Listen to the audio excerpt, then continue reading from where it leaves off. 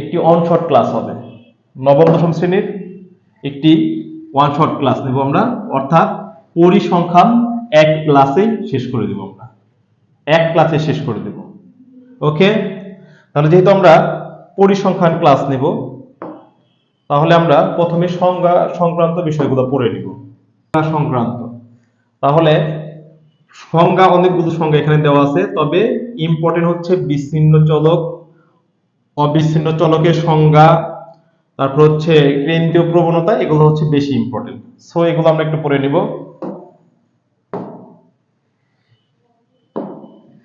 তাহলে পরিসংখ্যানটা কি এটা আমরা একটু জানার চেষ্টা করি, যদিও পরীক্ষায় ওইভাবে আসে না, তবে যেহেতু আমরা অধ্যায়টা করছি এই জন্য জানতে হবে। সাপোজ আপনার স্কুলে পরীক্ষা হয়েছে, সেই পরীক্ষায় আপনি গণিত বিষয়ে যত ছাত্রছাত্রী আছে প্রত্যেকে এক এক রকম নাম্বার পেয়েছে। যেমন কেউ পেয়েছে 70, কেউ 80, কেউ 90, কেউ আবার 99, এরকম পেয়েছে। তাহলে এই যে আমরা একটা পরীক্ষা হয়েছে, সেখান থেকে আমরা কিছু তথ্য এবং উপাত্ত নিলাম। এই তথ্য, এই উপাত্ত আমরা যে উপস্থাপন করব, গম নির্ণয় করব, বিভিন্ন যে মধ্যক নির্ণয় করব, এই সবগুলো তথ্য আমরা বিভিন্নভাবে যে উপস্থাপন করব, এটা আসলে মূলত পরিসংখ্যান। কোনো ঘটনা বা বিষয়ের সংখ্যাসূচক তথ্য বা উপাত্ত সংগ্রহ, উপস্থাপন, বিশ্লেষণ এবং ব্যাখ্যার মাধ্যমে ওই বিষয় সম্পর্কিত সিদ্ধান্ত গ্রহণই হলো পরিসংখ্যান। তাহলে আমরা কিছু তথ্য উপাত্ত দেওয়া থাকবে, সেই তথ্য উপাত্তের উপরে আমরা কি করব, সিদ্ধান্ত গ্রহণ করব বিভিন্ন অঙ্কের মাধ্যমে। সো আমরা পরে নেক্সটে চলে যাব।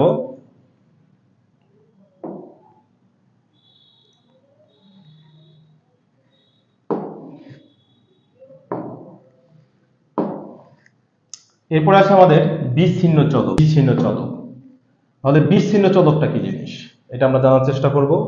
যে সকল চলকের মান শুধু পূর্ণ সংখ্যা হয় তাকে বিচ্ছিন্ন চলক বলে। যেমন হচ্ছে জনসংখ্যামূলক, উপাত্তের চলক, শ্রেণী সংখ্যা, পরীক্ষায় প্রাপ্ত নম্বর, ছাত্রছাত্রীদের সংখ্যা ইত্যাদি। ওকে, তাহলে এখন যে চলকের মান শুধু পূর্ণ সংখ্যায় হবে, যেগুলো শুধু পূর্ণ সংখ্যায় হবে সেগুলো কি হবে, বিচ্ছিন্ন চলক হবে। যেমন হচ্ছে কি জনসংখ্যা, যেমন আমাদের এলাকায় মনে করেন 10,000 লোকজন বসবাস করে, 10,000 লোকজন বসবাস করে, তাহলে এটাকে আপনি কি 10,000.1 পয়েন্ট বলতে পারবেন? না, এটা বলা যাবে না। সো এটা হচ্ছে বিচ্ছিন্ন চলক দেখে এটা বলা যাবে না, কারণ এই মানটা হতে হবে একেবারে পূর্ণ সংখ্যায় হতে হবে। ওকে, এরপরে হচ্ছে কি বলতেছে, পরীক্ষায় প্রাপ্ত নম্বর। অনেকে পরীক্ষায় 80 পেল, এটা হবে বিচ্ছিন্ন চলক। তবে 80.1 পেল, সেটা কখনোই বিচ্ছিন্ন হবে না, সেটা হবে অবিচ্ছিন্ন চলক। তারপরে ছাত্রছাত্রীর সংখ্যা। ছাত্রছাত্রীর সংখ্যা কি আপনি কখনো দশমিকে লিখতে পারবেন? না, এভাবে লেখা সম্ভব না, এই জন্য এটা হচ্ছে বিচ্ছিন্ন চলক। আচ্ছা, এরপরে আমরা চলে যাব অবিচ্ছিন্ন চলকে চলে যাব। এরপরে হচ্ছে আমাদের অবিচ্ছিন্ন চলক। তাহলে অবিচ্ছিন্ন চলকটা কি? অবিচ্ছিন্ন চলকটি হচ্ছে যে চলকের মান বাস্তব সংখ্যা হতে পারে, যে কোনো বাস্তব সংখ্যা হতে পারে, তা হচ্ছে অবিচ্ছিন্ন চলক, তাকে অবিচ্ছিন্ন চলক বলে। ওকে, তাকে অবিচ্ছিন্ন চলক বলে। যেমন হচ্ছে তাপমাত্রা।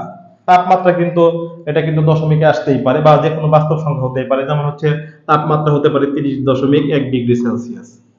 ওজনও কিন্তু হতে পারে, যে আমার ওজন বা একজনের ওজন 20.2 কেজি, এরকম কিন্তু হতে পারে।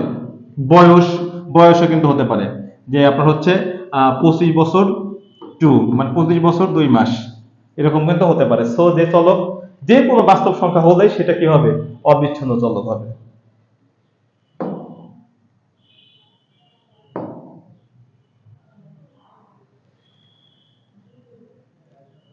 এরপর হচ্ছে কেন্দ্রীয় প্রবণতা। আসলে কেন্দ্রীয় প্রবণতা জিনিসটা কি? কেন্দ্রীয় প্রবণতা,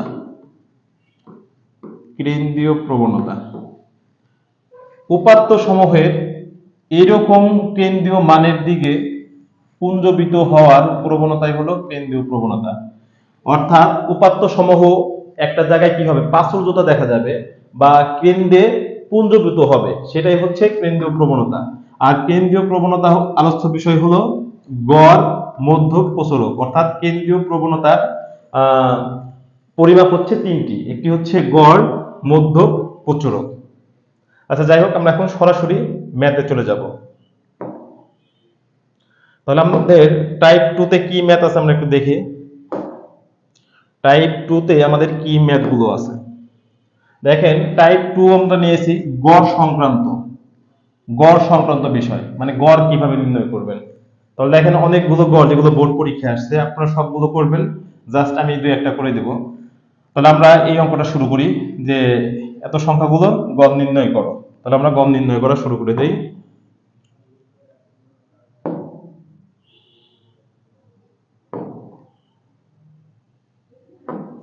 গড় নির্ণয় করো, এত সংখ্যাগুলোর গড় নির্ণয় করো। ওকে, আমরা গড় নির্ণয় করব। তাহলে এখানে কি দেওয়া আছে? এক দেওয়া আছে,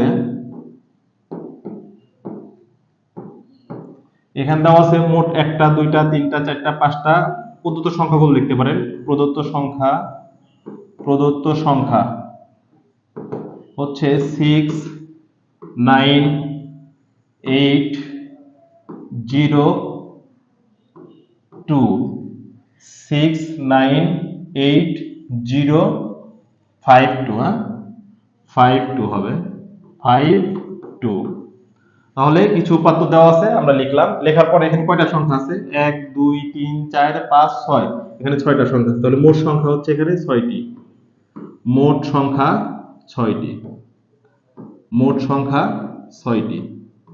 ওকে, মোট সংখ্যা 6টি। এখন আমরা কি বের করব? গড়। তাহলে গড় নির্ণয়ের সূত্রটা আমরা কি জানি? গড় নির্ণয়ের সূত্র জানি হচ্ছে সংখ্যাগুলোর সমষ্টি, সংখ্যাগুলোর সমষ্টি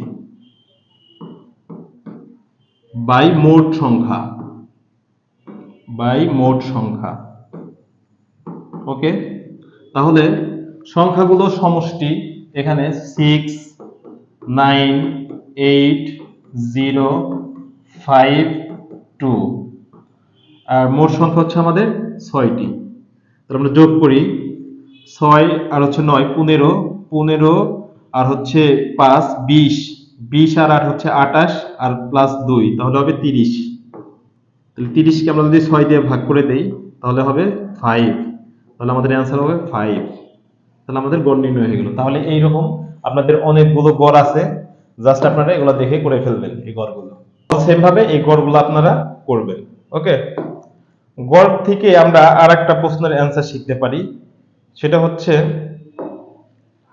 কখনো এরকম থাকতে পারে যে শুধু এইভাবে গড় নির্ণয় করতে না বলে সাপোজ এই সংখ্যাটি দেওয়া থাকবে না, গড় গড় দেওয়া থাকবে। যেমন হচ্ছে এখানে কি গড় 5, তাহলে গড় হচ্ছে কত? 5। তাহলে এরকম দেওয়া থাকবে যে গড় 5, গড় দেওয়া থাকবে 5, গড় দেওয়া থাকবে 5, এরকম গড়ের মানটাই দেওয়া থাকবে।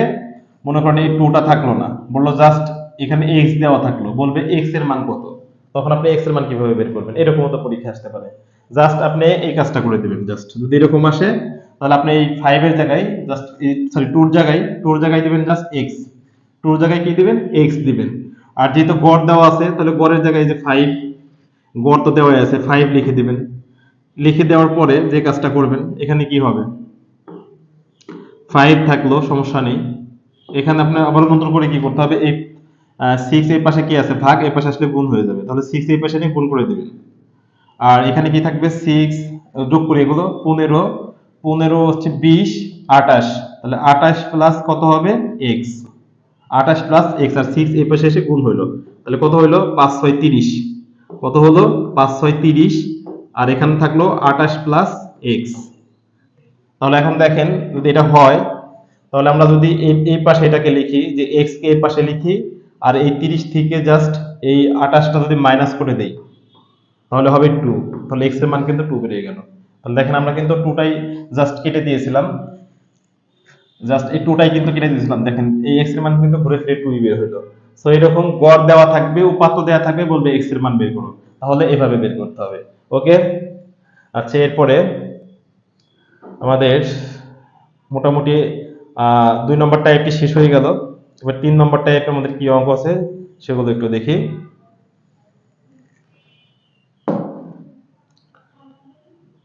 3 নম্বর টাইপে এরকম অঙ্ক থাকবে, উপাত্তের পরিসর দেওয়া থাকবে, সর্বনিম্ন মান দেওয়া থাকবে, সর্বোচ্চ মান অথবা সর্বনিম্ন মান বা মধ্য মান এগুলো নির্ণয় করতে বলতে পারে। অর্থাৎ পরিসর, শ্রেণী ব্যবধান, শ্রেণী সংখ্যা, উচ্চ মান, নিম্ন মান এই সংক্রান্ত বিষয় হচ্ছে আমাদের টাইপ 3। তাহলে আমরা একটি ম্যাথ সলভ করার চেষ্টা করি এই টাইপের। ওকে,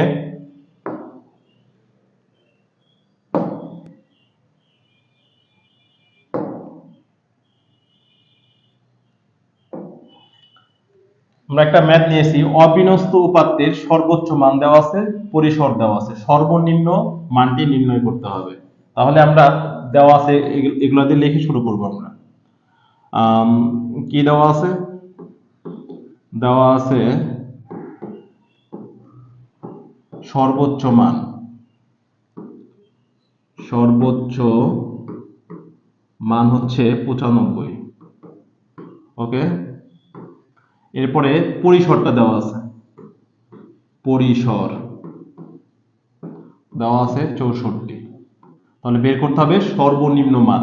তাহলে আমাদের ঘুরে ফিরে সূত্র কিন্তু একটি, সেই ঘুরে ফিরে একটি সূত্রই আমরা লিখব, সেটা হচ্ছে পরিসরের সূত্র। তাহলে আমরা পরিসর সমান কি জানি? পরিসর, পরিসর সমান আমরা জানি সর্বোচ্চ, সর্বোচ্চ সংখ্যা মাইনাস সর্বনিম্ন সংখ্যা, সর্বনিম্ন সংখ্যা প্লাস 1। তাহলে এখন আমাদের বের করতে বলছে সর্বনিম্ন মান। তাহলে যে মানগুলো দেওয়া আছে তার জায়গায় তার মানগুলো বসিয়ে দিব। সর্বোচ্চ মান এখানে আমরা বসিয়ে দেব হচ্ছে 95, আর পরিসর দেওয়া আছে 64, এখানে আমরা 64 বসিয়ে দেব। এখানে কি আছে? মাইনাস সর্বনিম্ন মান, সর্বনিম্ন মান। ওকে, লেখার পরে দেখেন প্লাস 1 আছে, অন দিয়ে দেন। এবার অনটা এই পাশে প্লাস, এই পাশে আসলে জাস্ট এটা কি হয়ে যাবে? মাইনাস হয়ে যাবে। অন মাইনাস সর্বনিম্ন মান।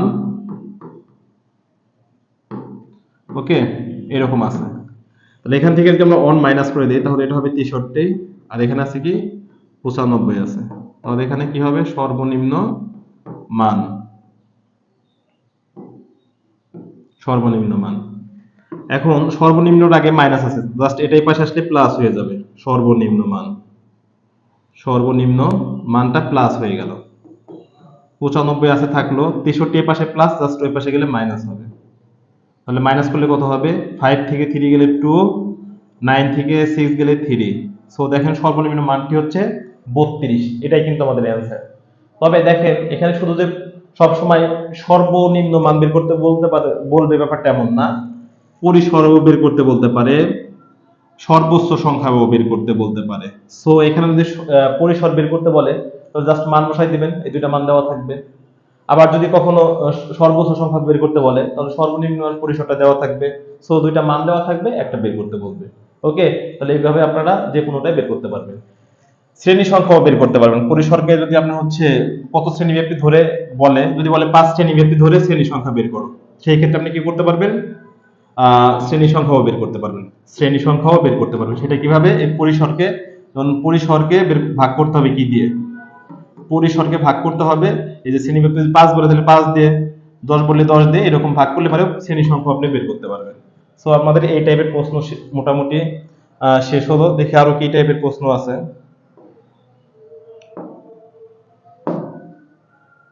আচ্ছা, এই টাইপের প্রশ্ন আমরা আরেকটি সলভ করব। মোটামুটি এই টাইপেরই প্রশ্ন আমরা আরেকটি সলভ করব। ওকে, যেখানে দেওয়া আছে কোন শ্রেণীর উচ্চ সীমা 65, মধ্যমান এত, ওই শ্রেণীর নিম্ন সীমা নির্ণয় করো। এখন দেখেন আগের মতো কিন্তু উচ্চ সীমা নিম্ন সীমা এগুলো নেই, জাস্ট মধ্যমান আছে। মধ্যমান আসলে কিন্তু আরেকটু অন্যরকম কাজ করতে হবে। সেটা কি রকম কাজ করতে হবে? জাস্ট এইরকম দেওয়া আছে আপনি লিখে নেবেন, শ্রেণীর উচ্চ সীমা দেওয়া আছে লিখে নেবেন, মধ্যমান দেওয়া আছে লিখে নেবেন। তারপরে সূত্র জানি আমরা লিখবেন যে আমরা জানি শ্রেণী মধ্যমান বা শ্রেণী মধ্যবিন্দু সমান আমরা জানি শ্রেণী মধ্যমান সমান আমরা জানি হচ্ছে উচ্চ সীমা প্লাস নিম্ন সীমা। নিম্ন সীমা ওকে, উচ্চ সীমা প্লাস নিম্ন সীমা ভাগ 2। এভাবে আপনি শ্রেণী মধ্যমানটা বের করতে পারেন। যেহেতু এখানে শ্রেণী মধ্যমানটাই দেওয়া আছে তাহলে মানটা এখানে বসানো লাগবে 65.5। আর কি দেওয়া আছে আমাদের এখানে? উচ্চ সীমা দেওয়া আছে, উচ্চ সীমা দেওয়া আছে 65। জাস্ট বের করতে বলছে নিম্ন সীমা, তাহলে নিম্ন সীমার জায়গায় নিম্ন সীমা বসে যাবে, নিম্ন সীমা ওকে, নিচে 2। তাহলে এখন ক্যালকুলেশন করলে কিন্তু আমরা নিম্ন সীমা বের করতে পারবো। তাহলে 65.5 এই 2 এর পাশে এসে গুণ হয়ে যাবে, ওই পাশে ভাগ আছে এই পাশে এসে গুণ হয়ে যাবে, 65 প্লাস নিম্ন সীমা, জাস্ট নিম্ন সীমা ওকে। এখন 2 দিয়ে এটাকে গুণ করলে হবে 62 দুগুণে 124, আর 0.5 গুণ করলে হবে আরো 1 অর্থাৎ 125। আর 65 এই পাশে প্লাস, এই পাশে আসলে জাস্ট ওইটা হয়ে যাবে মাইনাস। তাহলে ওই পাশে থাকলো কি নিম্ন সীমা, নিম্ন সীমা। এখন জাস্ট দেখেন মাইনাস করলে 65 যদি মাইনাস করে দেই তাহলে হবে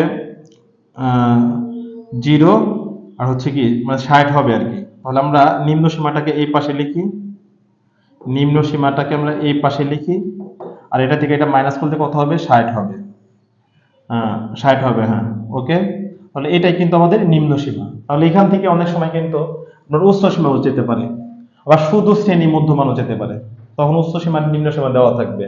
সো এইভাবে আপনি বিষয়টি সলভ করবেন। তাহলে আমাদের 3 নম্বর টাইপটা একেবারে ক্লিয়ার করে দিলাম। এরপর হচ্ছে আমাদের টাইপ হচ্ছে 4 নম্বর টাইপে আমরা কি দেখেছি? 4 নম্বর টাইপ আছে হচ্ছে মধ্যক নির্ণয় করা, উপাত্ত সমূহের মধ্যক নির্ণয় করা। তাহলে আমরা একটা মধ্যক নির্ণয় করে দেই, তাহলে আপনারা ক্লিয়ার হয়ে যাবেন এই ব্যাপারটা ওকে।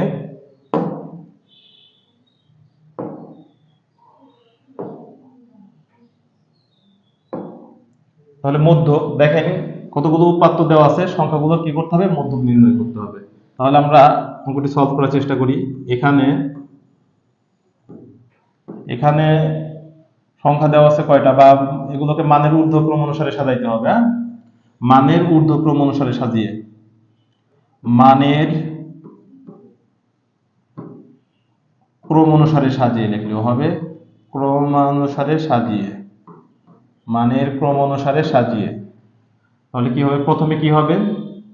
প্রথমে ছোট সংখ্যাটি হবে 7, এরপরে হবে 8, এরপরে 9, 9 এর পরে 11 হবে, তারপরে কি হবে 13, তারপরে হবে 15। তাহলে আমাদের এই সংখ্যাগুলো হলো মানের ক্রম অনুসারে সাজিয়ে। তাহলে এখানে কয়টা সংখ্যা আছে? 1 2 3 4 5 6। তাহলে এখানে আবারও n এর মান হচ্ছে এখানে 6, যা জোড়, যা জোড়। এখন জোড়ের জন্য মধ্যক নির্ণয়ের সূত্রটি কি জানি আমরা? জোড়ের জন্য মধ্যক নির্ণয়ের সূত্রটি জানি এরকম আমরা, n/2 ও n/2 প্লাস 2 প্লাস লেখ হচ্ছে কেন 2 প্লাস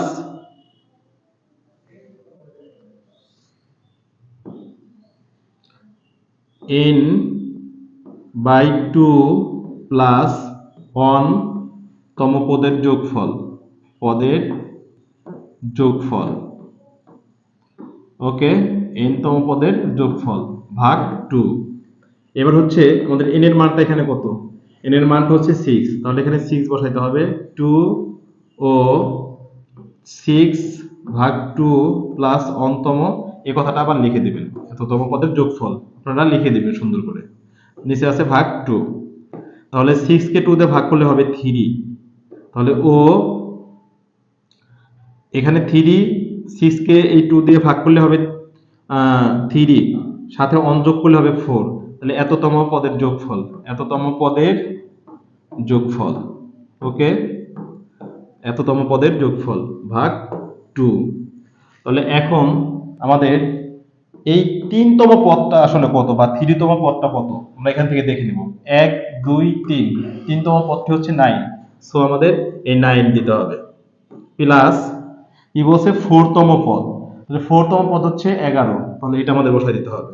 যেহেতু বলছে 11তম পদের যোগফল, এই জন্য আমরা একবারে প্লাস দিয়ে দিচ্ছি, আর নিচে হচ্ছে 2, তাহলে দুইটা যোগ করলে হবে 20, সাথে আছে ভাগ 2, তাহলে ভাগ করলে হবে 10, এটাই আমাদের মধ্যক। এখন দেখেন জোড় সংখ্যার জন্য আমরা এইভাবে মধ্যক নির্ণয় করলাম, যদি বিজোড় সংখ্যা থাকতো তাহলে কি করতাম, জাস্ট আপনি এই সূত্রটা অ্যাপ্লাই করে দেবেন। বিজোড়ের জন্য মধ্যক নির্ণয় সূত্রটা হচ্ছে এমন, n+1 ভাগ 2তম পদ, জাস্ট এই সূত্র দিয়ে আপনি কাজ করলে পারে, বিজোড় থাকলে পারে বের করতে পারবেন। ওকে, তাহলে আমরা এই টাইপটাও শেষ করে দেব। এবার আমরা চলে যাব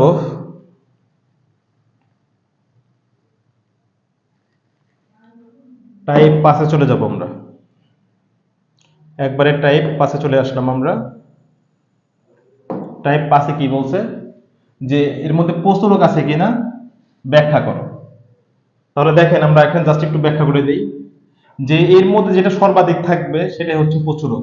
তাহলে এখানে কোনটা সর্বাধিক আছে, 3 5 2 7টা কিন্তু সর্বাধিক বার আছে, মানে 7টা দুইবার আছে, তাহলে আপনি এখানে লিখতে পারবেন 7 সর্বাধিক বার আছে, 7 সর্বাধিক বার আছে, সুতরাং প্রচুরক হচ্ছে 7, সুতরাং প্রচুরক হচ্ছে 7, সুতরাং প্রচুরক 7, জাস্ট একটু ব্যাখ্যা করে দিলে হয়ে গেল। তাহলে আমরা এই টাইপটা বুঝিয়ে দিলাম আপনাদের।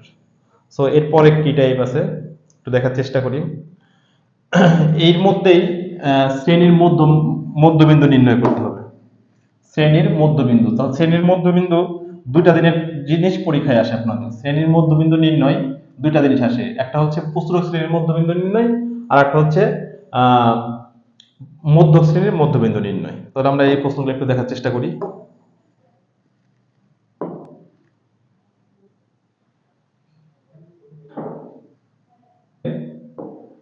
ওকে, আমরা হচ্ছে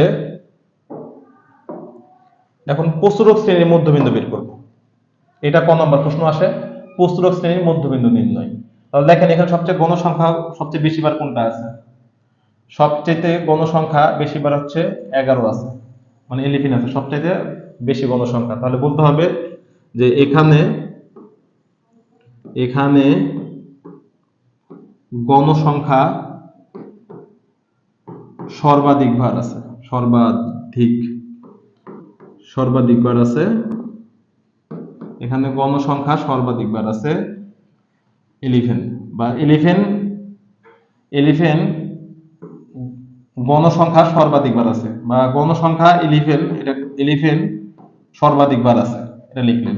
লেখার পরে তাহলে যেহেতু সর্বাধিক বার আছে, তাহলে এটাই হচ্ছে আমাদের কি, এটাতে যে শ্রেণীতে অবস্থান করতেছে ওটাই হচ্ছে আমাদের কি, প্রচুরক শ্রেণী। সুতরাং প্রচুরক শ্রেণী, সুতরাং প্রচুরক শ্রেণী হচ্ছে আমাদের, প্রচুরক শ্রেণী হচ্ছে এটি 61 থেকে 70, এটি আমাদের প্রচুরক শ্রেণী। তাহলে প্রচুরক শ্রেণীর মধ্যবিন্দু কিভাবে নির্ণয় করব, প্রচুরক শ্রেণীর মধ্যবিন্দু, প্রচুরক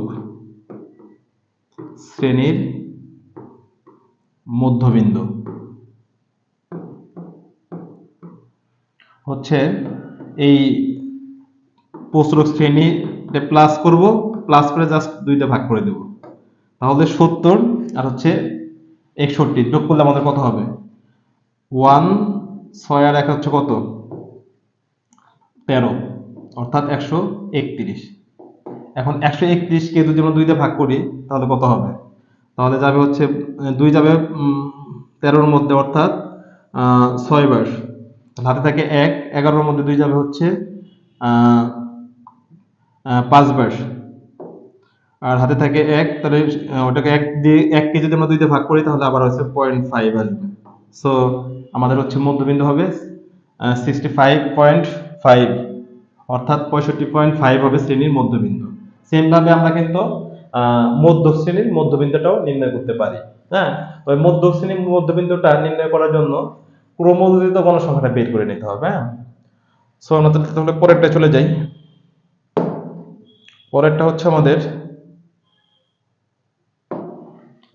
মধ্য শ্রেণীর মধ্যবিন্দু নির্ণয় করা। তাহলে মধ্য শ্রেণীর মধ্যবিন্দু নির্ণয় করতে চাইলে ওই আবার হচ্ছে ক্রমযোজিত গণসংখ্যা বের করতে হবে। সো আমরা যখন মধ্যক নির্ণয় করব তখন এটা আমরা শিখিয়ে দেব। মনে রাখলাম, আমরা যখন মধ্যক করব তখন এটা আমরা শিখাই দেব। ওকে,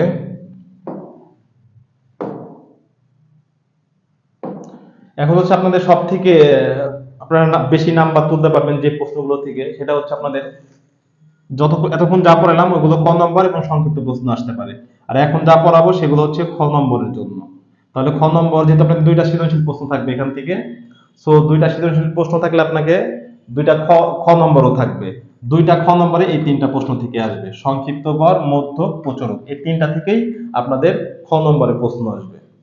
অর্থাৎ এই তিনটা প্রশ্ন করলে আপনি পেয়ে যাবেন হচ্ছে 8। দুই সেট প্রশ্ন থেকে আপনি 8 পেয়ে যাবেন, তারও বেশি পেতে পারেন যদি এমসিকিউ আসে আর কি।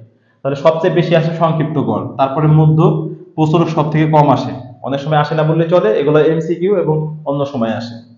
সো আমরা এই দুইটা প্রশ্ন প্রবলেম সলভ করবো এখন। যেহেতু খ নম্বর এগুলো আসবেই, আপনি যতগুলো পরীক্ষা দিবেন, আপনার হচ্ছে টেস্ট, প্রি টেস্ট, যতগুলো অর্ধবার্ষিক যতগুলো পরীক্ষা দিবেন সব পরীক্ষায় দুই সেট করে প্রশ্ন এখান থেকে আসবে। সো এটা খুবই ভালো করে করতে হবে।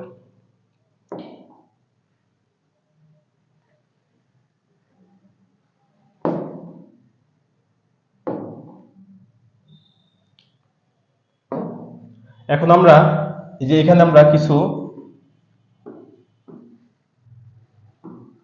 বিন্যস্ত উপাত্ত লিখে রাখছি, সেই বিন্যস্ত উপাত্ত থেকে আমরা সংক্ষিপ্ত গড়, মধ্য, প্রচুরক এগুলো শিখব। তাহলে এখান থেকে আমরা এগুলো শিখব। আমরা একটা অঙ্ক দিয়ে সবগুলো শেখানোর চেষ্টা করব। আমরা এখন শিখব সংক্ষিপ্ত গড়। কি শিখব? সংক্ষিপ্ত গড়। সংক্ষিপ্ত গড়টা আমরা শিখব এখন। ওকে, এখন আমরা শিখব সংক্ষিপ্ত গড়। তাহলে সংক্ষিপ্ত গড় নির্ণয় করার জন্য প্রথমে আপনাকে সূত্র জানতে হবে এবং হচ্ছে লম্বালম্বি 5টা ঘর কাটতে হবে সব সময়। আর এখানে সারি যে কটা করা আছে সে কটা কাটতেই হবে। সো 1 2 3 4 5 6, 6টা আছে। সো আমরা জাস্ট 6টা কেটে ফেলবো আর কি। হ্যাঁ, আমরা একটু জায়গা রেখে তারপরে করব। তাহলে আমরা হচ্ছে ঘরগুলো কেটে ফেলি। 1 2 3 4 5 6। জাস্ট এদিকে আমাদের 5টা ঘর কাটতে হবে, লম্বালম্বি ভাবে 5টা ঘর কাটতে হবে। তাহলে 1 2 3 4 5। হ্যাঁ, তাহলে আমরা প্রথমে শ্রেণী ব্যাপ্তিটা লিখে নিব। শ্রেণী ব্যাপ্তিটা লিখে নিব। ওকে, এরপরে আমরা মধ্যবিন্দু বের করব, বা মধ্যমান বা মধ্যবিন্দু যাই বলে সমস্যা নেই। মধ্যবিন্দু, মধ্যমান যাই বলেন আর কি, মধ্যবিন্দু বা মধ্যমান যাই বলেন, মধ্যবিন্দু বা মধ্যমানকে আমরা এক্স আই দিয়ে প্রকাশ করি। এরপর আপনি গণসংখ্যাটা লিখে দেবেন। গণসংখ্যা, গণসংখ্যাকে আমরা এফ আই দিয়ে প্রকাশ করি। এরপরে ধাপ বিচ্যুতি, ধাপ বিচ্যুতি, ধাপ বিচ্যুতিকে আমরা ইউআই দিয়ে প্রকাশ করি, যেটি শোন আমরা জানি হচ্ছে এ প্লাস এক্স আই মাইনাস ভাগ এইচ, এটা জানি। জাস্ট এখানে কি করতে হবে, এফ আই ইন্টু ইউআই, এই দুটা গুণ করে বসাতে হবে। আমরা একটু দেখে দেখে বসিয়ে দিই। শ্রেণী ব্যবধানটা আমরা দেখে দেখে বসিয়ে দিব।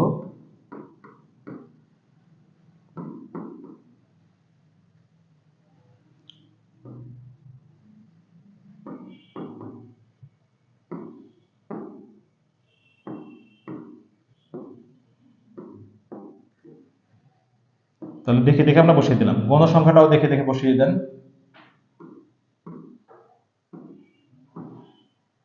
গণসংখ্যাটাও দেখে দেখে বসাই দিতে হবে। এরপরে ধাপ বিচ্যুতি। এখানে আমাদের এই গণসংখ্যার এখানে মধ্যবিন্দুটা বের করে নেব আমরা। তাহলে 50 আর হচ্ছে, যদি আমরা হচ্ছে 50 আর হচ্ছে 59 যোগ করি, যোগ করলে কত হবে আমাদের? জাস্ট হবে 9 109 হবে, যোগ করলে হবে 109, যাকে 2 দিয়ে ভাগ করতে হবে, তাহলে মধ্যবিন্দু বের হয়ে যাবে। তাহলে 108 কে যদি আমরা 2 দিয়ে ভাগ করি তাহলে কত হবে? তাহলে হবে 54। তাহলে 54, আর যদি যেহেতু এক ছিল তাহলে ওইটাকে ভাগ করলে হবে 0.5, অর্থাৎ 54.5 হবে এটাকে যোগ করলে, ভাগ করলে 2 দিয়ে। তাহলে আমরা কিভাবে মধ্যবিন্দু বের করি? এই দুইটাকে যোগ করে 2 দিয়ে ভাগ করা। সেম ভাবে তাহলে আমরা কি করব এখানে? এর মধ্যে ব্যবধান কত আছে? 50 থেকে 59 ব্যবধান 10। তাহলে এই মধ্যবিন্দুগুলো 10 করে ব্যবধানই হবে। তাহলে এখানে যদি 54.5 হয় তাহলে এখানে হবে 64.5, অর্থাৎ 10 করে ব্যবধান হবে। তাহলে এখানে হবে 74.5। এরপর এখানে হবে 10 করে ব্যবধান যেহেতু, তাহলে 84.5। এরপরে এখানে হবে 94.5। এগুলো হচ্ছে ব্যবধান। অনুমান করে আমরা এর মানটা নিব। এখানে অনুমান করে নিতে হয়। তাহলে আসলে মূলত উপরের দিকে দেখেন, যদি আমি এখানে অনুমান করে এটাকে আমরা এ নেই, এটাকে এ ধরি, তাহলে দেখেন উপরের দিকে দুইটা ঘর ফাঁকা আছে, নিচের দিকেও দুইটা ঘর আছে, উপরের দিকেও দুইটা ঘর আছে, নিচের দিকেও দুইটা ঘর আছে। তাহলে আমরা মাঝখানে অনুমান করে এর মানটা নিলাম। অনেক সময়, ম্যাক্সিমাম সময় আপনারা যেখানে বড় কোনো সংখ্যা থাকবে ওখানে হচ্ছে আপনার হচ্ছে এ নিবেন, ওই ঘরের ধাপ পিছু দিতে তখন 0 নেবেন। আর যদি এরকম না থাকে তাহলে অনুমান করে যেখান থেকে নেবেন অঙ্ক হয়ে যাবে, সমস্যা নেই। তাহলে এখন আমরা উপরের দিকে যতগুলো ঘর ফাঁকা আছে সেগুলো -1, -2 এইভাবে নিব, আর নিচের দিকে যতগুলো ঘর ফাঁকা থাকবে 1, 2 এরকম করে নিব।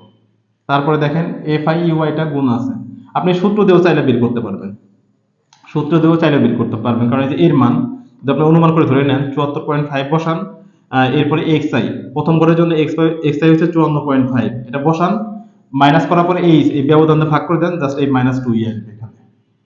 যাই হোক, তাহলে এটা আমরা গুণ করে দেই। 3 আর 2 গুণ করলে -6, মানে -2 আর 3 গুণ করলে -6। তাহলে এখানেও -6 হবে, 0 সাথে যাই গুণ করেন 0 হবে, এখানে 9 হবে, 3 দুগুণে 6 হবে। ওকে, তাহলে এখন এগুলো যোগ করে দেওয়ার পালা।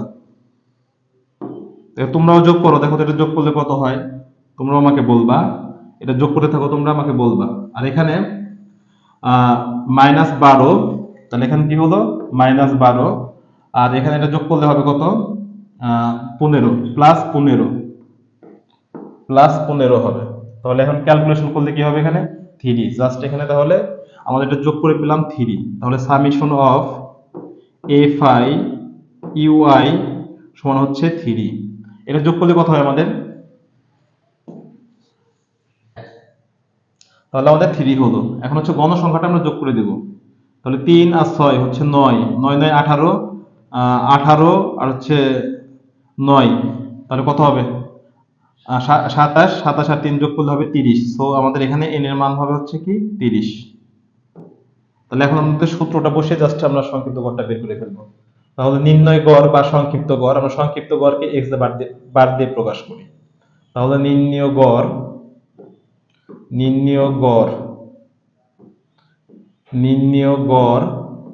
x বার সমান জানি হচ্ছে আমরা a plus summation of FI UI ভাগ n ইন্টু h, এটা আমরা জানি সূত্র। এখন মানগুলো বসিয়ে দেই। মান আমরা নিয়েছি 74.5,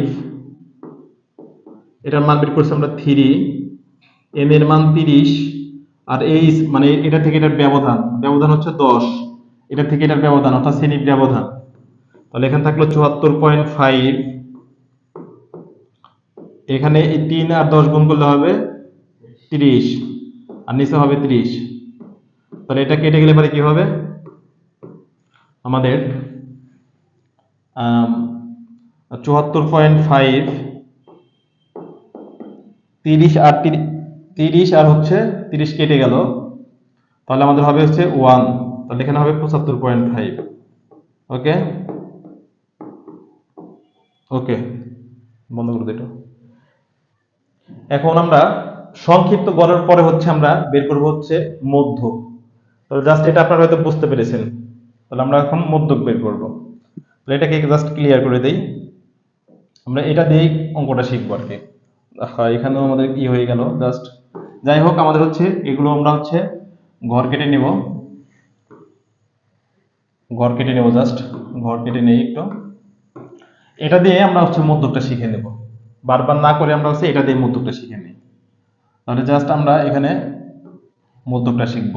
1 2 3 4 5 6, তাহলে 7টা ঘর আমরা কেটে ফেলবো। 1 2 3 4 5 6 7। ওকে, জাস্ট আমরা মধ্যক নির্ণয় করার জন্য আমরা এখন শিখবো মধ্যক নির্ণয় করা শিখবো। তাহলে এখানে আমরা শ্রেণীব্যাপ্তিটা দেখে দেখে লিখে নেব। শ্রেণীব্যাপ্তি হচ্ছে দেখে দেখে লিখে নেব। ওকে,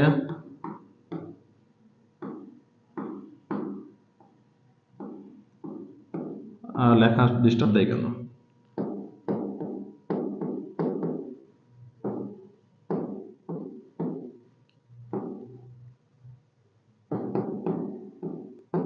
জাস্ট আমরা দেখে দেখে লিখে নিলাম। এবার সেখানে গণসংখ্যাটা, তাহলে গণসংখ্যাটাও আমরা জাস্ট দেখে দেখে লিখে নিব। তাহলে 3 6 9 9 3। আমাদের মধ্যক নির্ণয় করার জন্য জাস্ট ক্রমযোজিত গণসংখ্যা বের করতে হয়। কি বের করতে হয়? ক্রমযোজিত গণসংখ্যাটা বের করে নিতে হয়। মধ্যক নির্ণয় করার জন্য আমাদের ক্রমযোজিত গণসংখ্যাটা বের করে নিতে হয়। তাহলে ক্রমযোজিত গণসংখ্যা প্রথম ঘরের জন্য গণসংখ্যা যাক, ক্রমযোজিত গণসংখ্যা তাই জাস্ট আপনি অ্যাঙ্গেলে যোগ করে দিলে পারে ক্রমযোজিত গণসংখ্যা বের হয়ে যাবে। 3 আর 6 তাহলে হবে হচ্ছে 9, 9 আর 9 হচ্ছে এই 18 হবে আপনার। আর তার সাথে যদি 9 যোগ করে দেন তাহলে হবে আপনার 27, তার সাথে যদি 3 যোগ করে দেন অবশ্যই 30 হবে। তাহলে এইভাবে অ্যাঙ্গেলে যোগ করলে যেটা হবে সেটা হচ্ছে আপনার ক্রমযোজিত গণসংখ্যা। তাহলে গণসংখ্যা যোগ করলে এখানে 30 হবে, জাস্ট এখানে যা হবে এখানেও তাই হবে। তাহলে আমরা কিন্তু কি করলাম, এটা বের করে নিলাম। দেখেন আমরা আপনাদের একটা অঙ্ক রেখে দিয়েছিলাম যে মধ্যক শ্রেণীর মধ্যবিন্দু নির্ণয়। তাহলে এখান থেকে আমি ওইটাও শিখাই দেবো আপনাদের। তাহলে এখানে আমরা লিখি যে এখানে একটু কথাবার্তা লিখে নেই যে এখানে n সমান কত, এই 30, যেখানে লেখা যাবে বা এবং দিয়ে লিখবেন আপনারা n ভাগ 2, অর্থাৎ এই 30 ভাগ 2, তাহলে এটা ভাগ করলে হবে কত, 15। তাহলে এই 15তম পদের অবস্থানই হবে মধ্যক। তাহলে মধ্যকটা কি হবে? 15তম পদ যার অবস্থান হচ্ছে 15তম পদ। এখন দেখেন এই ক্রমযোজিত গণসংখ্যার মধ্যে আপনি 15 খুঁজবেন, দেখেন 15 নেই, তাহলে কার পরে আছে? এই 9 এর পরে কিন্তু 15 আছে। তাহলে এই 9 এর পরে যেটা আছে সেটাই হচ্ছে আপনার কি, এটাই হচ্ছে আপনাদের মধ্যক শ্রেণী। অর্থাৎ কি বললাম, যে এখানে 15 আছে, তাহলে আপনি 15 ক্রমযোজিত গণসংখ্যার মধ্যে খুঁজবেন, যদি না পান তাহলে যেটার পরে 15 হবে সেটাই আমাদের হচ্ছে কি, মধ্যক শ্রেণী। তাহলে দেখেন 9 এর পরে কিন্তু অবশ্যই 15 হবে, সো এটাই আমাদের কি হবে, মধ্যক শ্রেণী। এভাবে না বুঝলে আপনাদের ম্যাক্সিমাম সময়ে বড় গণসংখ্যা দেওয়া থাকবে, ওই বড় সংখ্যার শ্রেণীটাই হবে মধ্যক শ্রেণী। জাস্ট এটাই হচ্ছে আসল, যেটা যেভাবে আমি শিখাইলাম। তাহলে মধ্যক শ্রেণীটা হচ্ছে আমাদের 70 থেকে 79, এই শ্রেণীটা হচ্ছে আমাদের মধ্যক শ্রেণী। এটা হচ্ছে আমাদের মধ্যক শ্রেণী। সুতরাং মধ্যক শ্রেণী, আবার আরেকবার লিখে দেবেন, সুতরাং মধ্যক শ্রেণী হচ্ছে এটি, মধ্যক শ্রেণী এটাই। ওকে, এখন দেখেন এই অঙ্কটা আমরা সলভ করব, কিন্তু আমরা একসময় মধ্যক শ্রেণী মধ্যবিন্দুটা মানে ক নম্বরে আসে ওটা আমরা ওই সময় করি নাই। তাহলে দেখেন মধ্যক শ্রেণীটা আমরা বের করছি, তাহলে জাস্ট মধ্যবিন্দু দিয়ে বের করতে বলে, মধ্যক শ্রেণী মধ্যবিন্দু। তাহলে জাস্ট এটাকে যোগ করে 2 দিয়ে ভাগ করবেন, লিখবেন মধ্যক শ্রেণী মধ্যবিন্দু সমান 2 দিয়ে এটা যোগ করবেন, যোগ করে 2 দিয়ে ভাগ করলে মধ্যক শ্রেণী বের হয়ে যাবে। যাই হোক, আমরা এখন মধ্যক নির্ণয় করা শিখছি, মধ্যকই নির্ণয় করি। তাহলে মধ্যক নির্ণয়ের জন্য যে সূত্র আছে সেটা হচ্ছে, সূত্রটা লিখে নেব। মধ্যক নির্ণয়ের সূত্র, মধ্যক নির্ণয় সূত্র হচ্ছে L প্লাস n ভাগ 2 মাইনাস fc ইন্টু h ভাগ fm, এটা হচ্ছে মধ্যক নির্ণয় সূত্র। তাহলে এখন এই মানগুলো আমাদের প্রয়োজন। তাহলে এলটা হচ্ছে মধ্যক শ্রেণীর নিম্নমান বা নিম্ন সীমা, এটা হচ্ছে এল। এরপর হচ্ছে কি n ভাগ 2 এর মানটা কিন্তু আমাদের আছে fc, fcটাকে আমরা fm এর মানটা বের করি। fmটা হচ্ছে যেটা হচ্ছে মধ্যক শ্রেণীর গণসংখ্যা বা সবচাইতে বড় গণসংখ্যা। বড় গণসংখ্যা কিন্তু আরেকটা আছে, সবসময় এরকম থাকবে না। আর যাই হোক, এটা হচ্ছে মধ্যক শ্রেণীর গণসংখ্যা 9। এরপর হচ্ছে কি fc, fcটা হচ্ছে যে মধ্য শ্রেণীটা আছে তার পূর্ববর্তী ক্রমযুক্ত গণসংখ্যাটাই হচ্ছে এফসি। কি বললাম?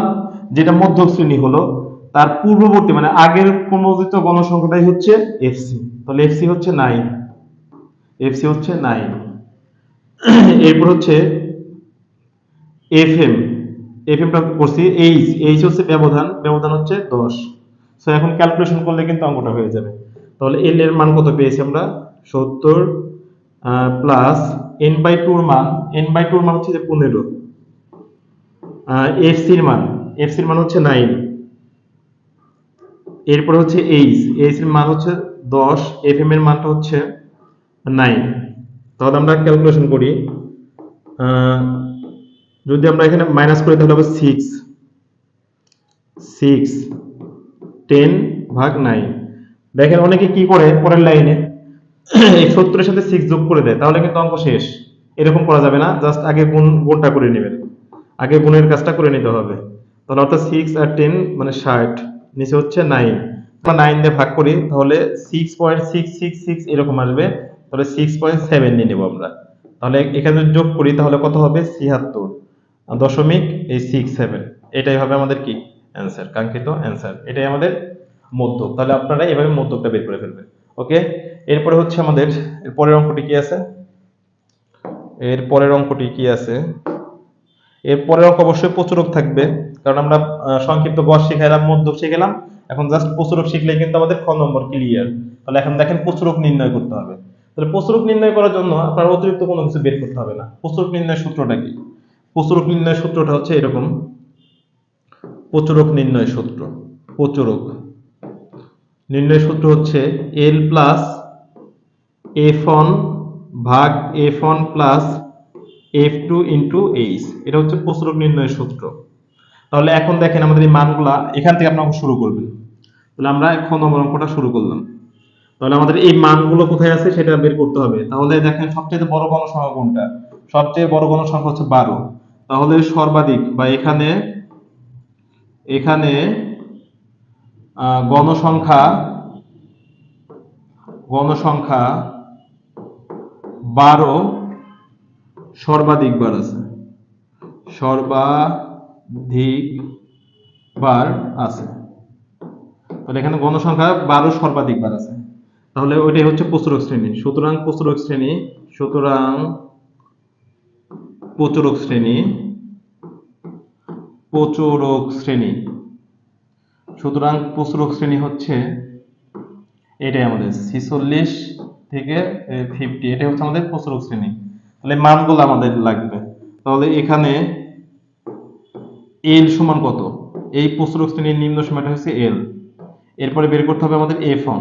এফ ওয়ানটা কিভাবে বের করে? এখানে দেখতে হবে সবচেয়ে যে বড় গণসংখ্যা বা সর্বাধিক বার গণসংখ্যা আছে ওইটা থেকে তার পূর্ববর্তী শ্রেণীর যে গণসংখ্যা আছে ওইটা মাইনাস হবে। তাহলে মাইনাস করলে এটা কত হবে? মাইনাস করলে হবে 8। এরপরে হচ্ছে এফ টুটা। তাহলে এফ টুটা আমরা কিভাবে বের করব? সবচেয়ে যেটা বড় গণসংখ্যা তার পরবর্তী গণসংখ্যাটা মাইনাস করলে আমরা এফ টুটা পেয়ে যাব। তাহলে এখানে হবে 6। আর এইচটা হচ্ছে ব্যবধান, ব্যবধান কত এখানে? 36 থেকে 40, তাহলে 5, ব্যবধান হচ্ছে 5। জাস্ট এখন সূত্রে বসাই দেন তাহলে আমাদের প্রচুরক নির্ণয় হয়ে যাবে। তাহলে এখন এখানে কত আছে? 46। তাহলে এফ ওয়ানটা কত? এফ ওয়ানটা হচ্ছে 8। তাহলে 8, এফ টুটা কত? 6 ইন্টু 5। তাহলে একটু ক্যালকুলেশন করতে হবে, হ্যাঁ? তাহলে এই 46, এই পাঁচাটা কত হবে? 40। 40 তো এভাবে লেখা যাবে না, যেহেতু আমরা সবগুলো ইংলিশে লিখেছি। তাহলে পাঁচাটা 40 আর এখানে 8 ছিল। তাহলে পাঁচাটা 40 আর নিচে আছে কত? 8 আর 6 যোগ করলে হবে 14, 14 হবে। ওকে, তাহলে আমরা হচ্ছে আর একবার নতুন করে সুন্দর করে লিখে দেই। তাহলে উপরে হচ্ছে পাঁচাটা 40 আর নিচে হচ্ছে 14, ভাগ করলে কত হয়? আমাদের হচ্ছে থাকলো 46, ভাগ করো তোমরা, তাই ছেলে ভাগ কর। তাহলে আমাদের 40 কে যদি আমরা 14 দিয়ে ভাগ করি তাহলে 2.86 হবে। তাহলে জাস্ট এটা যোগ করলে আমাদের কি হবে? 48.86। এটাই আমাদের হচ্ছে অ্যান্সার। তাহলে আমাদের প্রচুরক নির্ণয় শেখা হয়ে গেল। জাস্ট আমাদের বাকি থাকলো গ নম্বর। তাহলে গ নম্বরে প্রত্যেকটা লেখচিত্র আসবে। গ নম্বরে কি আসবে? গ নম্বরে আমাদের আসবে হচ্ছে লেখচিত্র।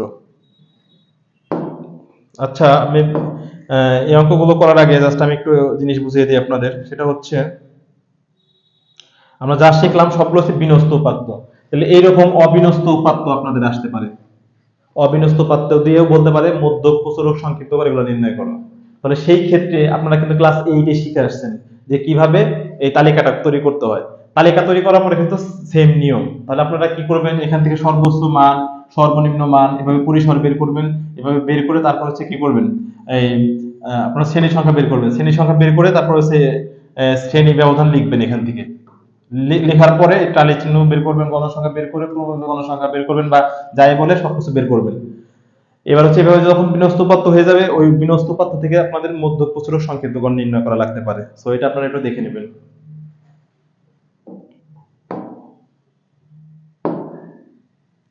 এরপর হচ্ছে আয়তলেখ, বহুভুজ, অজীব রেখা। এই তিনটা থেকে আপনাদের পরীক্ষায় গ নম্বরে আসবে। কি আসবে? এই তিনটা থেকে পরীক্ষা আপনাদের গ নম্বরে আসবে।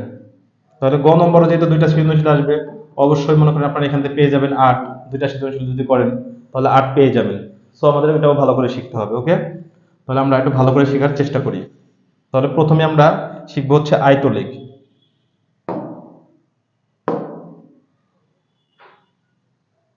লেখ শিখবো। এখন কি শিখবো আমরা? জাস্ট আয়তলেখ। যে তোমাদের তিনটা লেখ আসবে তার মধ্যে এখন আমরা শিখবো হচ্ছে আয়তলেখ। আয়তলেখটা শিখবো এখন আমরা। তাহলে আপনাদের যখন ওই বিন্যস্ত বা অবিন্যস্ত পাতা যখন দেওয়া থাকবে তখন কিন্তু শ্রেণী ব্যাপ্তি আর গণসংখ্যাটা দেওয়া থাকে। সো আমরা এই শ্রেণী ব্যাপ্তিটা দেখে দেখে লিখবেন এবং গণসংখ্যাটাও দেখে দেখে লিখবেন। যখন হচ্ছে আপনাদের আয়তলেখ আঁকতে বলবে তখন অবিচ্ছিন্ন শ্রেণী সীমা বের করতে হবে। তখন কি করবেন? অবিচ্ছিন্ন শ্রেণী সীমা বের করতে হবে। তাহলে অবিচ্ছিন্ন শ্রেণী সীমাটা কি বের করব, কিভাবে বের করব? এই শ্রেণী ব্যাপ্তি থেকে আমরা বের করব। তাহলে শ্রেণী ব্যাপ্তি থেকে কিভাবে বের করব? এই যে এখানে আছে কত? 45। জাস্ট এখানে আমরা এক কমিয়ে দিলাম, 44 লিখলাম। আর এখানে কত আছে? 49 আছে। তো এই যে এক যে কমিয়ে দিলাম, এককে যদি আমরা 2 দিয়ে ভাগ করি তাহলে কত পাবো? 0.5। অর্থাৎ 0.5 আর 0.5 যোগ করলে কত হবে? 1 হবে কিন্তু। তাহলে এখানে আমরা 0.5 লাগিয়ে দেব আর এখানে 0.5 লাগিয়ে দেব। আচ্ছা, জাস্ট আপনার এত কিছু বোঝা লাগবে না। যাই থাকবে প্রথমটা থেকে 1 কমাবেন, এখানে 0.5 লাগাবেন আর এখানে 0.5 লাগাবেন। তাহলে এখান থেকে 1 কমাবেন, এটার সাথেও 0.5 লাগাবেন, এটার সাথেও 0.5 লাগাবেন। এভাবে অবিচ্ছিন্ন শ্রেণীসমূহগুলো বের করে নেবেন।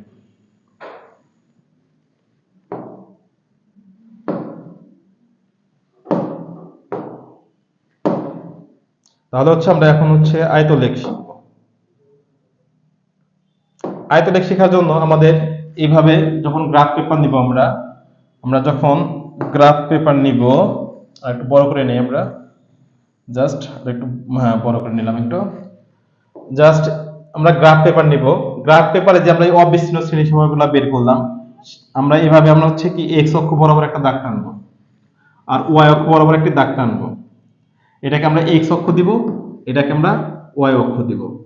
এইবার আমরা অবিচ্ছিন্ন শ্রেণী সীমা যে বের করলাম, এটা আমরা হচ্ছে এক্স অক্ষ বরাবর বসাবো আর গণসংখ্যা বসাবো ওয়াই অক্ষ বরাবর।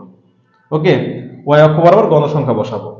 তাহলে এখন আমাদের কিন্তু এই এটা হচ্ছে মূল বিন্দু বা ও বিন্দু বা মূল বিন্দু। আর এখানে প্রথমে আমরা একটা ভাঙা ঘর নিতে হবে। ভাঙা ঘর নেওয়ার পরে আমরা এখানে গণসংখ্যাগুলো বসাবো। তাহলে আমাদের আহ গণসংখ্যা প্রথমে কত ছিল? প্রথমে গণসংখ্যা ছিল আমাদের 4। প্রথমে ছিল 4। তাহলে আমরা কিন্তু আয়তলেখের মধ্যে এই গণসংখ্যা 4টা বসাবো। আমাদের প্রথমে গণসংখ্যা কত ছিল? 4। তাহলে আয়তলেখে বসাবো, এরপরে 8 বসাবো, এরপরে 10, এভাবে সবগুলো এভাবে আস্তে ধীরে ধীরে বসাবো।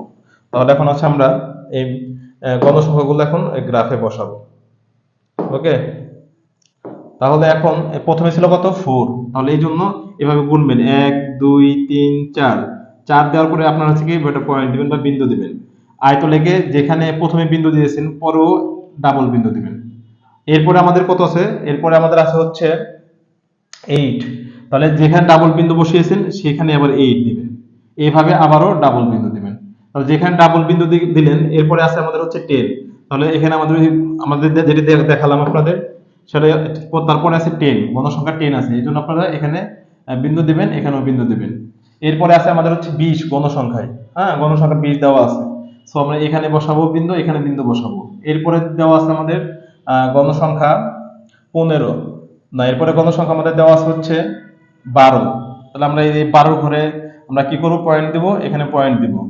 এভাবে মনে করেন আমাদের তারপরে গণসংখ্যা আছে 10, তাহলে 10, না এরপরে আমাদের গণসংখ্যা আছে হচ্ছে 5। সো আমাদের হচ্ছে যেখানে ডাবল বিন্দু বসাইলাম সেখানে আবার কি করব, একটা বিন্দু দিব, যেহেতু 5 বসাইলাম তাহলে 5 এ ডাবল বিন্দু দিব। এভাবে এটাকে সুন্দর করে, এভাবে সুন্দর করে এটাকে যোগ করে দেব, এটাকে সুন্দর করে এভাবে যোগ করে দেব, যোগ করে দিয়ে জাস্ট এভাবে নামিয়ে দেব। এর মাঝে জাস্ট কালার করে দিবেন, তাহলে কিন্তু কি হবে, আয়তলেখ হয়ে যাবে। আয়তলেখটা কিন্তু সবাই আপনারা পারেন। সো আমরা হচ্ছে এটা নিয়ে আর আলোচনা না করব। এরপর আমরা বহুভুজ নিয়ে আলোচনা করব। ওকে, একটু বাংলা কথা আছে, এগুলো লিখে নেবেন বা আমি নোটে আপনাদের লিখে দিব। আচ্ছা, এরপর আমরা বহুভুজ শিখব। এরপর আমরা কি শিখব, বহুভুজ। সেম ভাবে দেখেন, এক একটা জিনিসের জন্য কিন্তু এক একটা জিনিস লাগতেছে। দেখেন শ্রেণীব্যাপ্তিটা দেওয়া থাকবে পরীক্ষায়, গণসংখ্যাটা পরীক্ষায় দেওয়া থাকবে। যদি আমরা অজীব বহুভুজটা আঁকাইতে চাই, যদি এই বহুভুজটা যদি আমরা আঁকাইতে চাই, এটা হচ্ছে বহুভুজ, তাহলে জাস্ট আমাদের শ্রেণী মধ্যমানটা বের করে নিতে হবে। কি করতে হবে, শ্রেণী মধ্যমানটা। তো শ্রেণী মধ্যমান কিন্তু আমরা যখন সংক্ষিপ্ত গড় করাইছি তখন কিন্তু শিখেছি কিভাবে শ্রেণী মধ্যমান বের করতে হয়, অর্থাৎ এই দুইটা যোগ করে দুইটা ভাগ করে বের করতে হবে। এই দুইটা যোগ করে দুইটা ভাগ, এভাবে আমরা শ্রেণী মধ্যমান বের করব। সেই শ্রেণী মধ্যমানগুলো আমরা আগের মতোই এভাবে আমরা এক্স অক্ষ বরাবর একটা রেখা টানবো, ওয়াই অক্ষ বরাবর একটা রেখা টানবো। তাহলে এই এক্স অক্ষ বরাবর আমরা হচ্ছে কি বসাবো, শ্রেণী মধ্যমানগুলো বসিয়ে দেবো, এই শ্রেণী মধ্যমানগুলো বসিয়ে দেবো। আর এই ওয়াই অক্ষ বরাবর গণসংখ্যা বসাবো। এবার দেখেন আয়তলেখে আমরা সবসময় কি করছি, যে গণসংখ্যা ছিল ডাবল বিন্দু বসাইছি, এখন বহুভুজে জাস্ট সিঙ্গেল বিন্দু বসাবো, তাহলে কিন্তু বহুভুজ হয়ে যাবে। তাহলে এখন দেখেন প্রথমে গণসংখ্যা কত আছে, 6। তাহলে আমাদের এই যে একটা ভাঙা ঘর নেওয়ার পরে আমরা এই 6টা বসাবো। তাহলে এখন গুনে গুনে আপনি 6 বসান, গুনে গুনে যে 1 2 3 4 5 6, এভাবে 6 একটি বিন্দু বসান।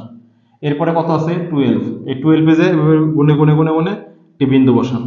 এরপরে কত আছে, 12, তাহলে এভাবে গুনে গুনে 20 পর্যন্ত যে আপনি হচ্ছে বিন্দু বসাবেন। এরপর হচ্ছে 10, তাহলে এভাবে গুনে গুনে 1 2 3 4 5 6 7 8 9 10 বিন্দু বসান। এরপরে 2, তারপর 2 তে যে বিন্দু বসান। জাস্ট এটাকে এখান থেকে এভাবে দিয়ে বিন্দুগুলো যোগ করে দেন, বিন্দুগুলো যোগ করে জাস্ট এটাকে নামিয়ে দেন। তাহলে এটাই হবে আমাদের কি কাঙ্ক্ষিত আম, আপনার হচ্ছে বহুভুজ। তাহলে এগুলো কিন্তু পরীক্ষা মাস্ট বি আসবেই। এরপরে আমরা বাকি থাকলো অজীব রেখা। তাহলে অজীব রেখাটা আমরা একটু দেখিয়ে দেই। ক্লাস টাইম অনেক হয়ে যাচ্ছে, এই জন্য হচ্ছে আমরা একটু দ্রুত বোঝাচ্ছি। যখন আবার এগুলো সিঙ্গেলে বোঝাবো তখন হচ্ছে আরো সহজ করে বুঝিয়ে দিব।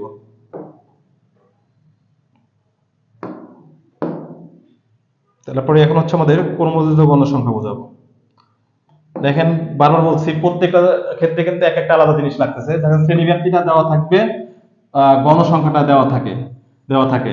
এখন আমাদের যদি আমরা অজীব রেখা আঁকাইতে চাই, অজীব রেখা বের করতে চাই বা অজীব রেখা আঁকাইতে চাই, তাহলে আমাদের জাস্ট বের করে নিতে হবে ক্রমযোজিত গণসংখ্যা। তাহলে আমরা জাস্ট এইভাবে ক্রমযোজিত গণসংখ্যা বের করে নিলাম। এবার ক্রমযোজিত গণসংখ্যা আমরা কোথায় বের করা শিখছি, মধ্যক নির্ণয় করার সময় কিন্তু আমি ক্রমযোজিত গণসংখ্যা বের করা শিখাইছি। সো এগুলা কিন্তু ক্রমযোজিত গণসংখ্যা কিন্তু কম নম্বরও আসতে পারে। তাহলে আপনি এক জায়গায় শিখছেন, সব জায়গায় পারতে হবে। এরপরে হচ্ছে আমরা এখন এক্স অক্ষ বরাবর একটা আবার রেখা টানবো আর ওয়াই অক্ষ বরাবর রেখা টানবো, তারপর একটা ভাঙা ঘর নিয়ে নেব। এরপরে এক্স অক্ষ বরাবর আমরা শ্রেণীব্যাপ্তি বসাবো। তাহলে শ্রেণীব্যাপ্তি দেখেন এখানে 31 আছে, 30 থেকে বসাতে অসুবিধা নেই, 30 40 এভাবে বসাইছে। বসানোর পরে আমরা এইদিকে ক্রমযোজিত গণসংখ্যা বসাবো। ওই দুইটাই কিন্তু গণসংখ্যা বসাইছি, এখন এটাই বসাবো ক্রমযোজিত গণসংখ্যা।